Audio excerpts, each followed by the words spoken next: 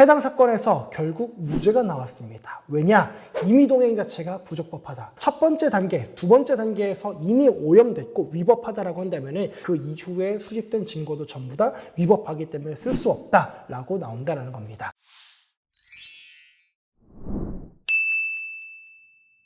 네, 안녕하십니까. 형사전문 변호사 용성호 변호사입니다. 오늘은 마약 사건에서 무죄를 받으려면 증거에 이것에 초점을 맞춰야 됩니다. 이런 주제로 한번 말씀 나눠보도록 하겠습니다. 형사재판에서 무죄가 선고되는 경우 사실 거의 없습니다. 마약 사건도 마찬가지인데요. 오히려 마약 사건에서 무죄가 나오는 경우는 실제 그런 일을 저지르긴 했지만 이거 증거가 좀 이상한데 라고 하면서 무죄가 나오는 겁니다. 그래서 오늘은 증거의 어떤 부분에 포인트를 맞춰야 되나 한번 말씀을 드려보도록 하겠습니다. 마약은요, 제조, 판매, 유통, 투약 모든 과정이 굉장히 은밀하게 이루어집니다. 그래서 수사기관은요, 함정수사를 하는 경우가 많고 피의자가 발견되는 즉시 체포를 하는 경우가 많습니다. 실제 어떤 사례도 있었냐면요, 수사관이 마약 판매자를 검거하기 위해서 판매자를 만났어요. 마약은 아직 어디 있는지 안 보여줬어요. 그러면서 이렇게 얘기하는 겁니다. 자기 팔에 마약을 투약하면서 당신도 마약 한번 해, 어차피 사러 온 거잖아 라고 하니까 이 수사관이 아니야, 나는 이제 돌아가서 할게 라고 하니까 이 사람이 그럼 나 이거 안 팔아 라고 하면서 의심하기 시작한 겁니다. 잠복 수사를 하던 수사관이 그 의심을 피하기 위해서 그럼 나도 할게 라고 하면서 마약을 투약을 했어요.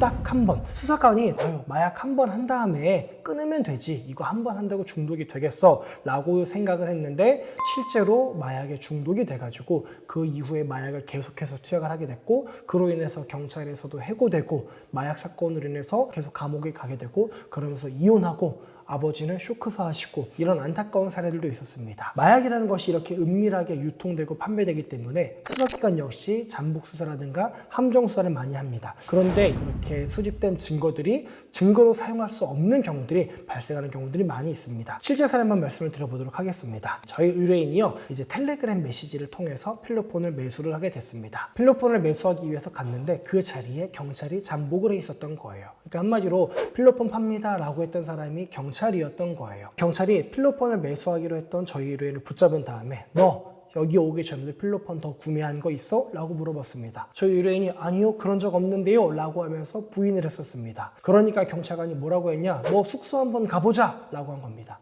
저희 의뢰인이 싫어요, 안 갑니다 라고 했어요. 그러니까 경찰관들이 저희 의뢰인한테 임의 동행해보자 라고 했고, 안 가겠다라고 하자 거기서 긴급 체포를 한 다음에 그 사람이 소지하고 있는 물건들을 압수했습니다. 그런 다음에 저희 의뢰인이 머물고 있던 숙소에 가보니까 실제로 거기서 마약 투약한 주사기라든가 마약들이 다수가 발견이 됐습니다. 그래서 경찰관이 그걸 압수를 해서 재판에 넘긴 사례였습니다. 해당 사건에서 결국 무죄가 나왔습니다. 왜냐?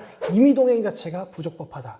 그렇기 때문에 체포도 부적법하고 그 이후에 나온 압수수색 역시 부적법하다라는 게 법원의 입장이었습니다. 마약 사건의 경우에는요, 체포 그리고 압수수색 이런 것들이 영장 없이 이루어진 경우가 아주 많습니다. 마약 사건이라는 것들이 워낙 은밀하게 이루어지다 보니까 범죄자를 발견하기가 매우 어렵고 그 범죄 현장을 포착하기가 되게 어렵거든요. 그러다 보니까 영장 없이 체포라든가 압수수색이 진행이 되는데 실제로는 법을 위반하는 사례들도 있다는 겁니다. 이런 수사 진행은 여러 단계 중에 하나에서만 위법함이 발생을 해도 그 이후에 수집된 모든 증거가 전부 다 위법하다고 평가됩니다. 예를 들어서 함정수사했습니다. 그 다음에 임의 동행했습니다. 체포했습니다. 압수수색했습니다. 이 압수수색한 걸 가지고 경찰 조사했는데 이 사람이 자백을 했습니다.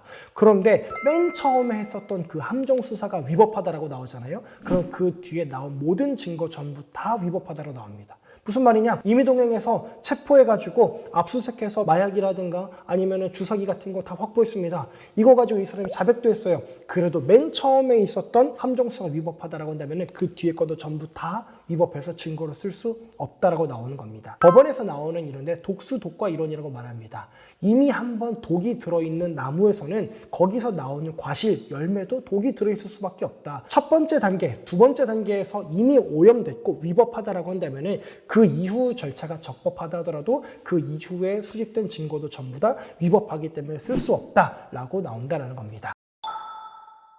마약 사건에서는요, 판사님 저는 그런 일을 저지른 적이 없습니다 라는 걸로 무죄 나오는 경우는 거의 없습니다. 그런데 이거 수사 자체가 함정 수사에서 위법합니다. 혹은 이 임의동행 요건을 갖추지 않아서 부적법합니다. 긴급체포 이거 요건 안 됩니다. 긴급성 요건을 갖춰야 되는데 이거 영장을 발부받을 만한 시간적 여유가 충분히 있었음에도 불구하고 영장 발부받지 않고 저 긴급체포했던 겁니다. 그게 부적법하기 때문에 내가 그거를 기초로 한 자백도 부적법합니다. 결국 내가 마약 사건을 저질렀다라는 걸 입증할 만한 증거가 없습니다 라는 걸로 무죄가 선고되는 케이스가 많습니다. 그렇기 때문에 마약 사건에 있어 가지고요, 재판 단계에서 반드시 집중할 포인트는 뭐냐, 증거 그 자체가 아니라 증거가 수집되는 과정이 어떠한가, 그래서 그 증거가 과연 유죄 증거로 사용될 수 있을 만한 증거 능력이라는 게 있는 것인가, 이런 것들에 초점을 맞추셔야 무죄를 받을 수 있습니다. 오늘 영상 여기까지고요. 관련해서 궁금한 점 있으시면 저희한테 문의 주시면 친절하게 상담 도와드리도록 하겠습니다. 고맙습니다.